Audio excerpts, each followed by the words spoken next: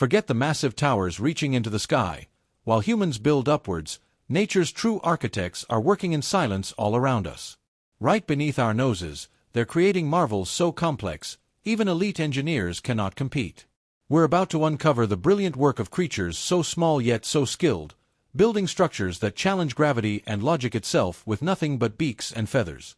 Ready to witness something extraordinary? Let's dive in with number 15, the bio-weavers. They say nature doesn't have architects, but the bio-weaver proves otherwise. During South Asia's monsoon season, male bio-weavers transform into one-bird construction crews, each selecting a high, thorny branch above water somewhere snakes and rats can't reach. Then the weaving begins. Using strips of grass or palm fibers, each about 20 to 60 centimeters long, a single male threads over 3,000 loops to create a hanging structure shaped like a sock. The nest starts small, reaching its helmet stage after 8 days. Then comes the marketing as the male sings and flaps his wings, advertising his unfinished home. If a female inspects and approves, he finishes the long entrance tunnel. If not, he tears it down and starts from scratch, a process he'll do up to 20 times in a season.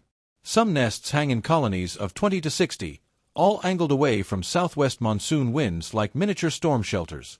Myths once claimed bio-weavers glued fireflies to their nests for light, but researchers like Sue Helquater and T. Anthony Davis confirmed the real brilliance is that males add clay or dung for reinforcement. No fireflies, just function. Even more revealing, nests higher up on thinner branches are safer and more successful. Number 14 is the Montezuma oripendula nest. Just when you think birds couldn't get more dramatic, the Montezuma oripendula steps in like a hanging opera house stitched into the trees of Central America. Each female Montezuma oripendula weaves her own nest from vines and fibers, suspending it from thin, high branches where predators don't dare. These nests can hang as low as 2 feet or as long as 6 feet. Seriously, their pouch shape works like a wind-proof baby cradle with a deep chamber that shelters her eggs from storms and climbing threats. In one colony you might see 30 of these hanging pods, in another, 172, but inside each one it's a solo mission where the female lays 2 dark speckled eggs, but usually only one chick survives. Nature is beautiful but also brutal. Now, here's where myth and science blend. Local legend says oripendulas build near hornet nests for protection, which turns out to be mostly true as wasps chase off cowbirds and parasites while the oripendula's presence scares off bees that threaten the hornets, creating a mutual protection, a natural alliance hidden in plain sight. And while females handle construction, the males don't just sit around. They swing upside down, flaring their yellow tails and releasing bubbling calls at 500 Hz like clockwork. A biologist who tracked these dances, Meredith Miles, called it timed choreography, all to win her over right under the nests she built.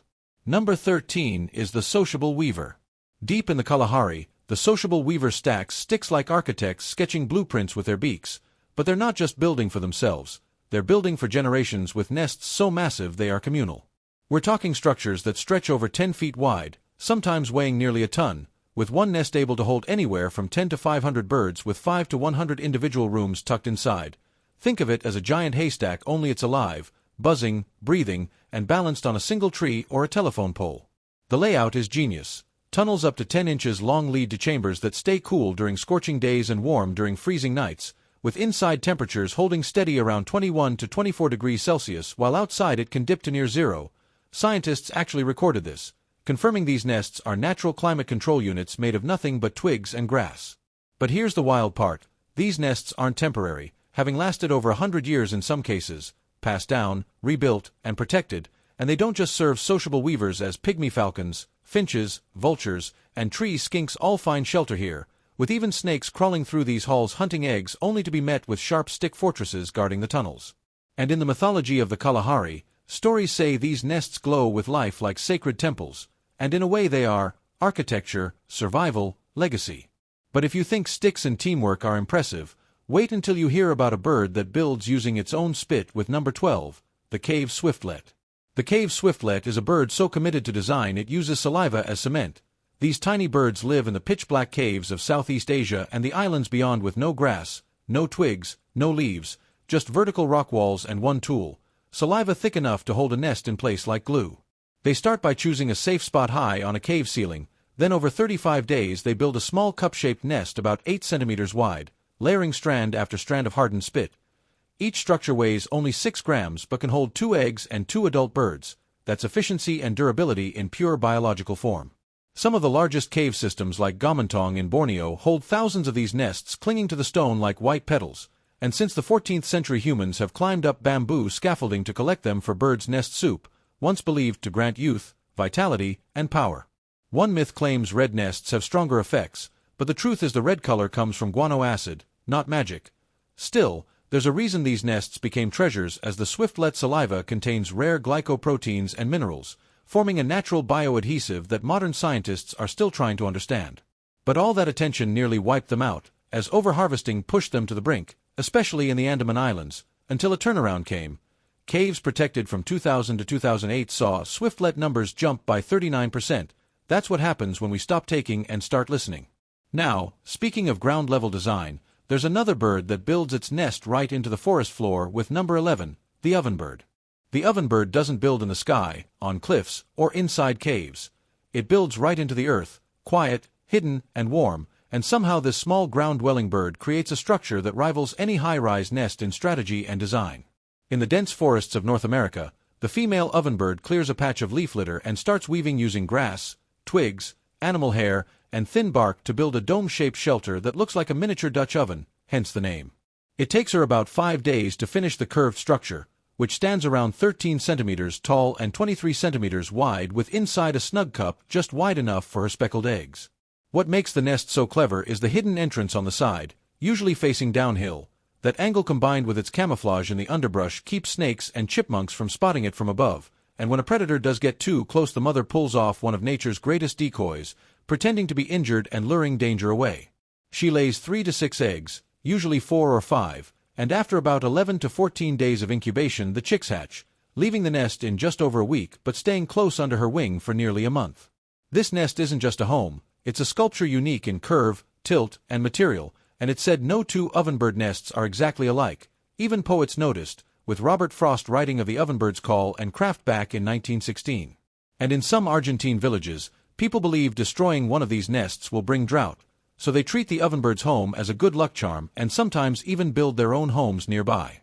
But from forest floor to sky-high colonies, we're heading back into the air where architecture becomes collective and mud is the main tool with number 10, cliff swallows. Enter the cliff swallow, one of the world's best communal architects. This little bird doesn't build alone, it brings the whole neighborhood, using up to 2,000 mud pellets, each one carried in its beak from streambeds and puddles to shape an inverted gourd, a hanging pot of clay with a long, narrow entrance tunnel. Each finished nest is about 8 inches wide and 4 inches tall, with thick walls that insulate against heat and protect from predators. But the real marvel is that these nests are never solo projects. Under bridges, cliffs, and overpasses, swallows create cities, with some colonies holding hundreds, sometimes even 6,000 nests packed side by side, and both male and female build, hatch, and defend their home like a two-bird construction crew. Inside, they line the cup with feathers and grass, then lay 3 to 4 eggs, though sometimes 1 or even 6, with both parents sharing the duty of feeding chicks, which fledge after about 3 weeks. But not every swallow plays fair, as females have been known to sneak eggs into their neighbors' nests, a sneaky move called brood parasitism. Now, some folks used to think these nests were just fragile blobs of mud that would fall apart in the rain, but they are wrong. The design is deliberate, balanced, precise, and tested by time, with a study even showing their center of gravity is so well placed it holds up like a mini fortress, natural 3D printing, pretty much. Now we're stepping into the swampy sanctuaries of the wood stork, giants that turn sticks into sky palaces, with number 9. Standing over 3 feet tall, the wood stork builds wide platform nests up to 5 feet across high in trees above the water. Both parents gather sticks and leaves in a rush, finishing construction in 2 to 3 days, and they even line it with green leaves sealed by their own guano for extra strength. In colonies called rookeries, dozens of nests cluster together, safe above 3 to 5 feet of swamp water deep enough to keep raccoons out. Each pair lays 2 to 5 eggs, and chicks hatch after about 30 days. They're tiny, only 57 grams, but grow fast under constant care for 50 to 60 days. Folklore once blurred the wood stork with the white stork, claiming both delivered babies. But the truth is these birds deliver fish, not folklore, catching them by snapping their bills shut faster than a blink. Number 8 is the pendulum tit. The pendulum tit, just a few inches long, weaves a nest so intricate it's been compared to a trapdoor mansion swinging from a tree.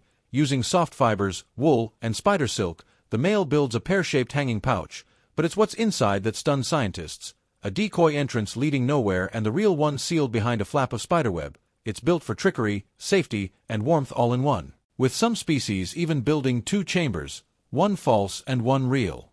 The nest stands about 20 centimeters tall and holds up to 9 eggs, with larger, thicker nests keeping eggs warmer, and studies show females choose males with the best designs.